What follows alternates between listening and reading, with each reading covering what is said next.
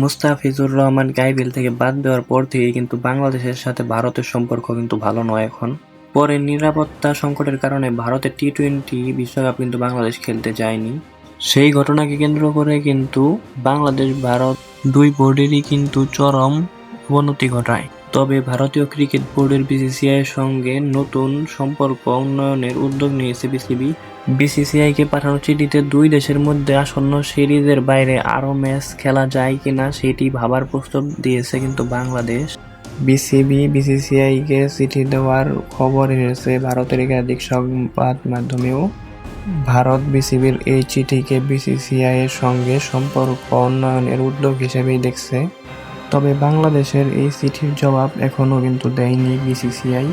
গত বছর ডিসেম্বরে কিন্তু বাংলাদেশের মেয়েদের ভারতে 3টি টি-20 ও 3টি ওয়ানডে খেলার কথা ছিল।